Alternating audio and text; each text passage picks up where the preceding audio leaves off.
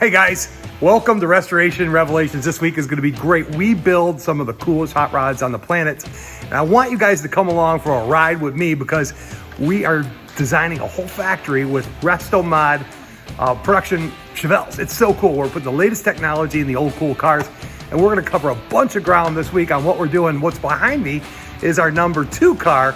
The prototype is done. That's our number 2 car. We actually have 4 on order at this point in time, and we are building them and navigating through different drive lines, different suspensions.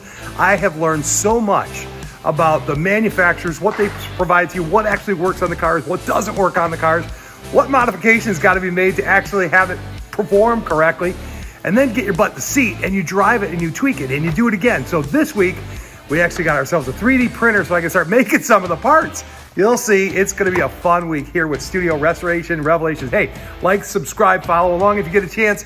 You're not gonna wanna miss it. We got plenty of episodes behind, but we got cars we're even just gonna start next week. It's cool, it's a fun ride. Come along, you're gonna like it. So if you love hot rods and muscle cars, man, you are gonna love Studio Hot Rods. Oh yeah, let's go.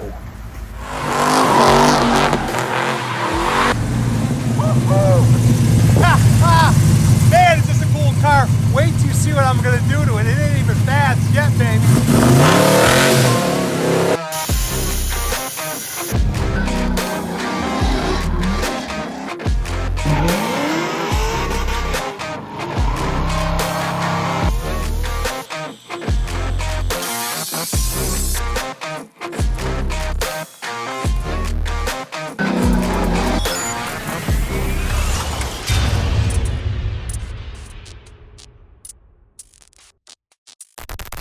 Hey guys, welcome to the channel. This week is going to be really fun because we are literally going to be printing components for the Chevelles that we're building. It is so cool. It's funny how everything kind of comes back around. I used to be in the printing industry, and now I'm actually using some of the technology and the education that I've got to actually apply it into the cars. You see, at his age, he's still playing with like little toys and boats. Can I give you a history of 3D printing? You want to know? 3D printing used to be, in the beginning, not a tool to actually make parts, but to make functional disposition modeling. We used to do injection molded pieces, so different parts. When you want to build mass quantities of them, you'd have an engineer do a design, and then you would either have a prototyper cut it with a mill like that, right? FDM was not very functional. The technology's come so far, so fast. On 3D printing, you can actually print parts that you can actually use. So if you need to take a ride in a boat, you can go in this little boat. And it will take you wherever you want to go. No, the functional disposition modeling, FDM, was all about fitment, size, shrink of materials, that kind of thing, if you'd be running injection mold type equipment. So this boat anchor was probably a very expensive boat anchor when I bought it, maybe in 2008, 2005. Yeah, probably 2006. How was it? In 2006, very expensive boat anchor. Now, Amazon, you can buy this little thing and make your own boats. No, we're gonna be making the interior parts for the Chevelles, printing them ourselves. Like, I'll show you. We got a lot of cool parts go. That's how technology changes everything. Oh yeah. We had a major failure as we made our first cross member out of cardboard. My lab's really messy right now, but this is actually where we're doing the 3D scanning, the prototype printing, and we're actually digitizing different components that we want for the Chevelles. Right now, we just got our new printer.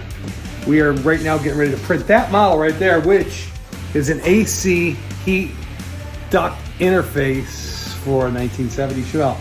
I'll show you when it's printed and what it'll do.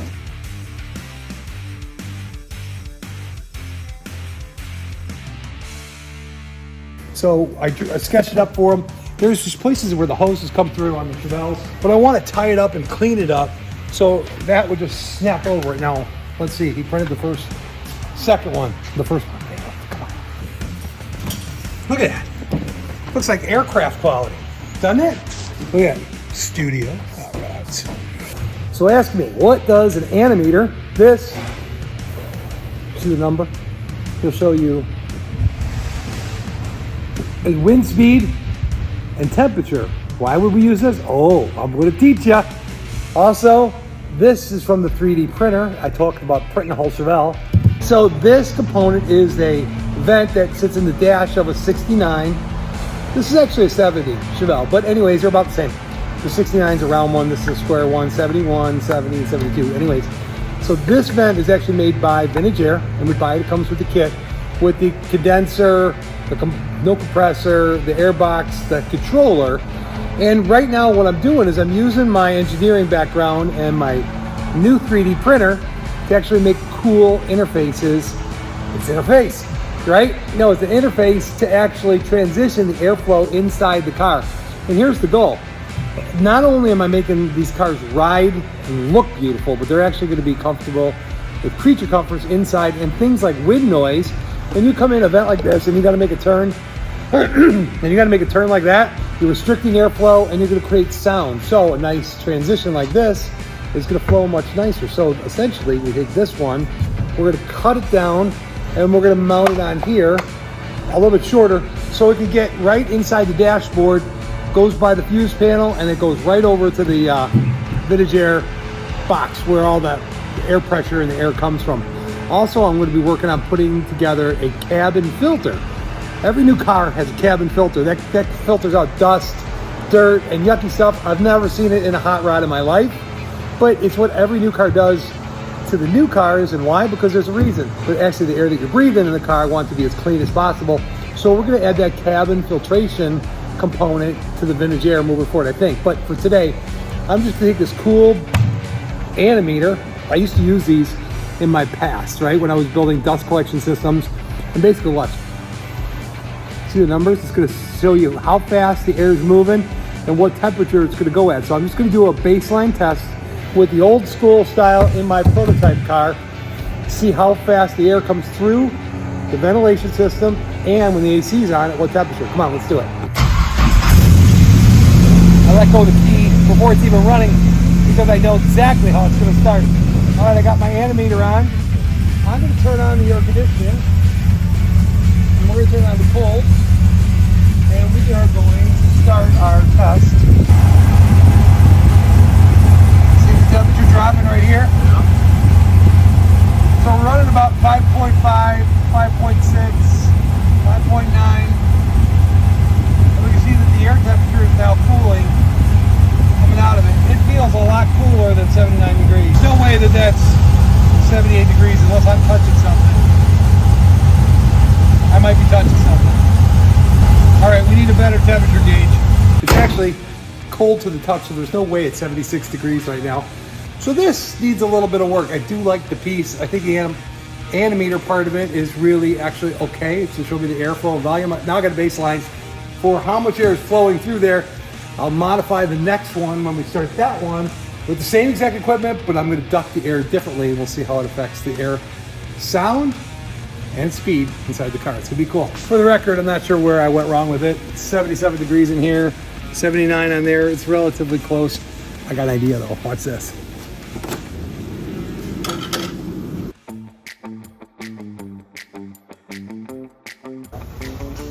How long were you planning on leaving that animator in the freezer? Oh yeah, I forgot about that. And the survey says 52 degrees. A freezer's way better than that. Okay, so we definitely got technical issues.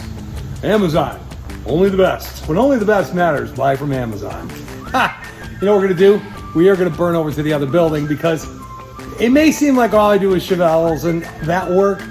For some reason, we are flooded with Mustangs. We got our first Dynacorn. Well, let's go to the other building. I'll show you. Had some really cool projects come in, go out. Man, it is definitely Mustang World. You find the weirdest things in your building. Can I help you, sir? Yeah. They do mental brain transplants around here. I'd like to try a few different models out. Okay. Can I state it more clearly? No problem. We'll work on that. I got one. It's called Abby Normal. Oh, okay. That's a good one. I'm trying to find the Dynacorn body. Come on, we got to go on a hunt. What is a what? Dynacorn. They make a brand new body that we got shipped in here. What color was it? Primer or gray?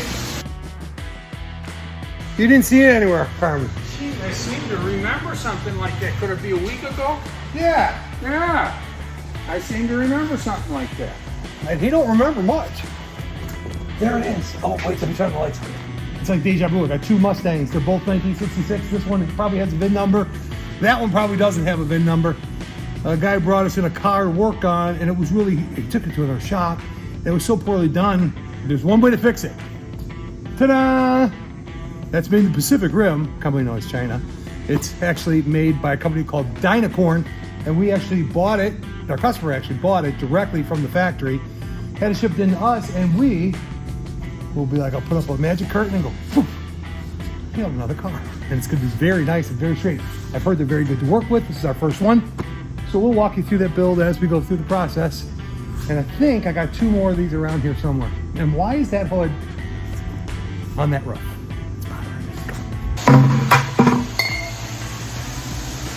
Did you find your nuts? There's another Mustang. 69, not a 70, not a 66. Oh, come on, I know there's more.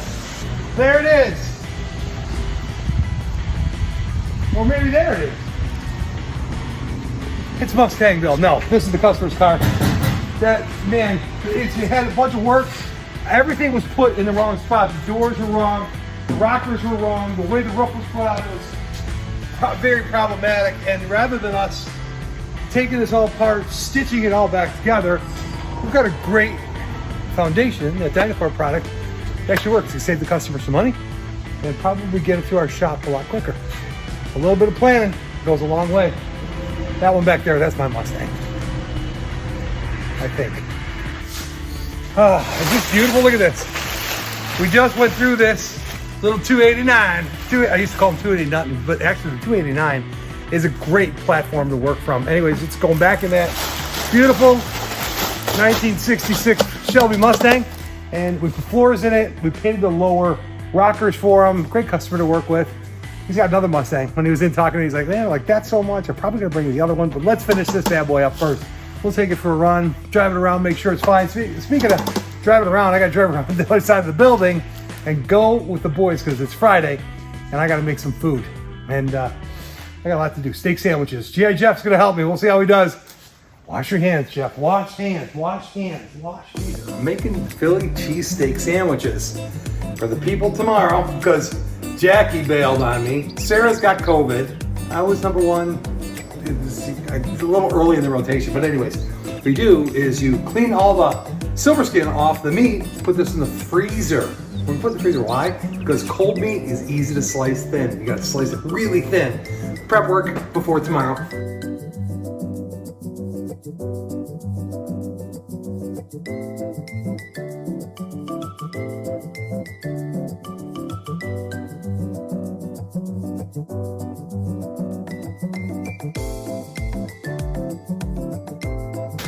All right, now I'm done chopping all the vegetables.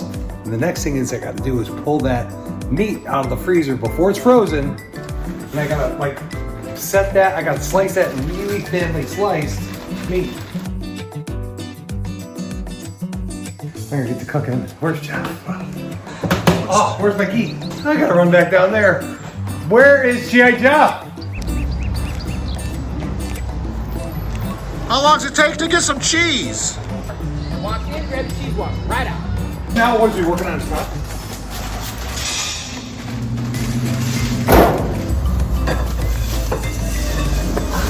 I'm ready. How much we spent? Only $5 and I think like 40. I'm having a hard time mixing right now. I see this. Get away from me.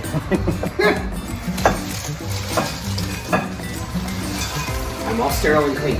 Sterile and clean? Okay. That is key. So butter burns at 225 degrees. I want to actually cook the peppers, the onions, and the steak around 375 degrees. And if we were to use regular butter, you would burn it and you would get the burnt butter flavor. And that's not what we're looking for here. What we're looking for is a nice hot cook with a good Maillard reaction. The Maillard reaction is when the steak actually browns in the pan and it actually starts to turn the color. You ever make like breakfast sausage in the morning? You get it all charred up, or a hamburger gets grilled, that's called Maillard reaction. Adds to the flavor a ton. So anyways, the key is the trick to get it to that temperature. Really? Look. That is awesome. Oh, don't be afraid of pepper. Looking good, Mark. Looking good. Simple. Not nice looking meat. That's a big old tenderloin. One and done. There's a French word for everything is prepped and ready to go. So what I did, obviously having all the steak cut and prepped, the peppers, the onions, all that stuff, it's called like mise en place or something like that. It means everything's ready to play. Everything's ready to go in the dish. I'll call it mise en place if you haven't heard that term, because I'm probably saying it completely wrong. Light it up. That makes it look so much better.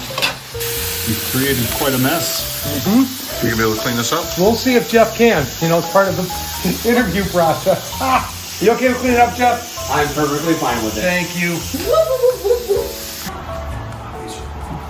It's the verdict. Perfect. There you go. Is that good? It's so tender, it's so good. That's all. Yummy, yummy, yummy, I got love in my tummy. See, life's a surprise like that, Jeff. You just don't know what you're going to get.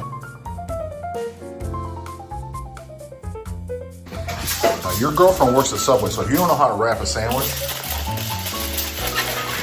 Well, she hasn't taught me the basics, but I'm already kind of disappointed with how you did that. it's okay. That's what my mom tells me every day. You all forgot Chuck again.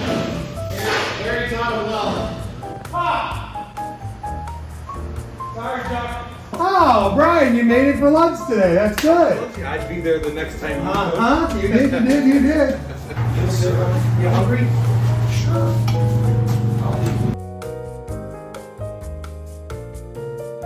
Oh, I got you a monster The there. fatty, okay. Juicy? Mary, Good. you can get everybody to shut up real quick. Lunch is good. You ever get this stuff stuck in your teeth? Hey, we're gonna hop back over to the Chevelle. We got to put a new rear end gear in the back, but I think I took it for a test drive and I ain't liking it. I gotta get back to work. Thank God I got some help, Jeff. We can get that thing done a lot faster than I can. Come on, let's go check out that 69 prototype. Tune, drive, Disney.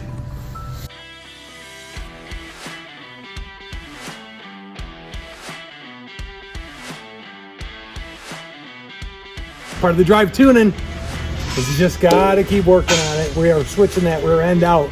I don't know if I got a bad Eaton True track or that's how they perform, but I actually had another one in stock, and if we go with rear ends, I gotta make sure that they're right for me and my customers, right?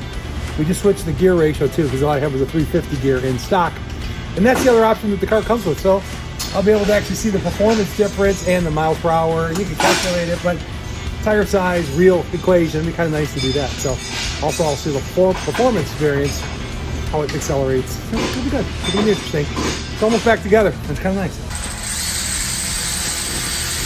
So the shop boys call this a pig head. P-I-G-H-E-A-D. What's nice about a Ford 9-inch rear end is actually you could change that whole assembly and put it right back in there. The axles will slide into it, and the pinion and the ring gear are already set up. You can set it up on a bench, or in this case, my toolbox. But when you buy them, they're already set up with backlash, ready to go. So you buy a different gear set, you can take it out and go boom, boom, put it in there. It's kind of cool. Ford 9 inches are very nice. They're not super expensive.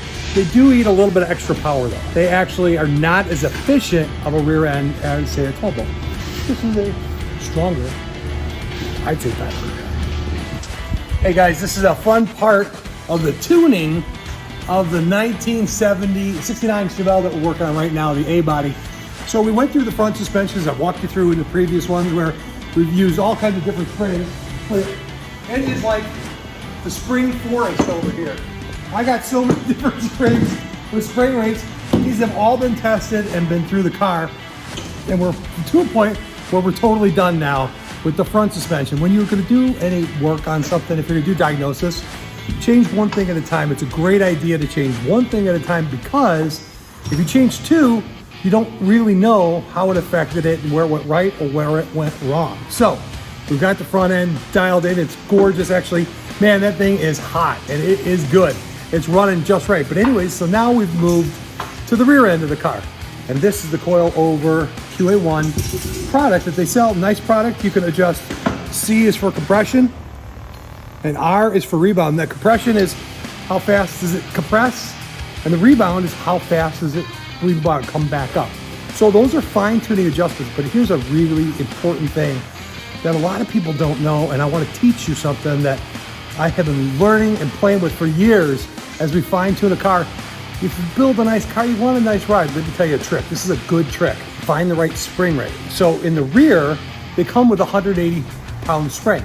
Right now, we are, with this car, we are bumping that all the way up to 300-pound spring rate. What a 300-pound spring rate means is a spring will compress the first inch with 300 pounds of pressure, and then the next inch with X, and the next inch with X. So they multiply and they go up as they go because it's not a progressive spring. It's a static spring, meaning all the coils are the same size. Here's the case in point. If you don't have the right spring, you have to adjust it to make your ride height be where you want it to ride. And what it does is it limits the travel. You can see you're limiting the travel because this thing's supposed to be from here to here, but now you essentially have taken it and make it so it can only move like 2.5 inches or 2 inches, and you're really messing with your ride quality. Not only is it getting too stiff because it's gonna bang, it's also not gonna move very much. So believe it or not, putting a heavier spring in the front of the cars has done worlds of good for us. Like I said, 600, 650, depending on engine trans combination. And then in the back, they ship them with the 180. Here, let me show you this one. Look at the difference in these two springs. Can you see it? This is a 180, this is a 300. So this is what it's shipped with for a body in the Chevelles. Go to this, now you set that, you wanna get the full travel, remember? I'll go over one more time again. You want the full travel of the spring in the shock assembly, like so. And you don't want to have this pre-tensioned. What you want to do is you want to leave the spring as loose as you can, and then come up with it a little bit from there. You put a spanner wrench on here, so you set this. This sets your ride height, right? So what happens is people spin this up. I know I'm being repetitive, but it's important that you guys understand this. See what it did? So now this thing's already pre-compressed, and then you spin this up. Look at how much travel you've lost in that whole combination. Does that make sense? It should make sense. Super important. If you like ride quality, then you might want to pay a little bit of attention to your spring rate in the back of your car. This is a big deal. Now that we're wrapping up the drive tuning, we're not really wrapping it up. We keep going on and on and on and on because we buy these components that are supposed to be made for these cars. And although you can put them on your car, some of them really don't work all that well. So my job is sort them out, figure out what is truth and what is false. Speaking of which, we have the internet. Everything that you learn on the internet's gotta be the truth, right? So I'd like to play a game with you real quick. Ready? Alive or dead? Hey Siri, is Charlton Heston alive or dead? Charlton Heston was born October 4th, 1923 and died April 5th, 2008. Hey Alexa, is Jimmy Carter still alive? Jimmy Carter was born October 1st, 1924 and is 99 years old. Ooh, he's really old. Is David Grohl still alive? Dave Grohl was born January 14th, 1969 and He's is younger than me. 5 years old. He's a great rock star, isn't he? Okay, one more. Hey Siri, is Jesus alive? Jesus died April 7th, 3080 in Jerusalem. But everything we read, that's your birthday, isn't it, Murph? Anyways, everything we read or hear on the internet isn't, what do you believe? Like, what do you actually believe is the question. That's the fun part of the game. Just because it's on the internet or just because you buy a product doesn't mean it's actually correct or it's right. So I'm working really hard to make these cool cars the best I can make them. That, I can tell you, is definitely the truth. But this, saying Jesus is dead, that ain't right. The Bible says something totally different. Let's hop in there. Hold on, let me find chapter verse. Just hold on a second. John 3:16, for God so loved the world that he gave his only begotten son, that whosoever believes in him will not perish but have eternal life. For God did not send his son into the world to condemn it, he sent it in to save it through him. So I really do believe that Jesus is the Son of God. He actually showed up here and it was incarnate, Emmanuel. God hung out with us, and there's beautiful letters in all the books, especially the Gospels, Matthew, Mark, Luke, and John, where it's in red in your book. Look for a red letter Bible and read it. Those are the words of God. Actually, that's what I believe in my heart. It's like actually what Jesus said when he was here. It says in the beginning, the word, here, one more verse. This is easy. This is a really easy one. Hold on. this sets the tone for the whole thing. It says, in the beginning was the Word, and the Word was with God, and the Word was God. He was with God in the beginning. Through him all things were made. Without him nothing has been made that was made. In him was life, and that life was the light of men. And that light shines in the darkness, but the darkness cannot understand it. Wild stuff, crazy stuff. But what that's saying, in the beginning was the Word. So I was like, Jesus was hanging out, like off the planet or somewhere else before he even made the world. And the Word was with God, so Jesus was hanging out with God.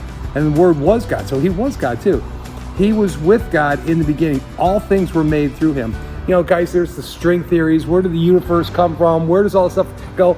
I watch like the Neil deGrasse Tyson. I watch these different guys and theologians like, hey, we're in a virtual reality. It's a virtual universe.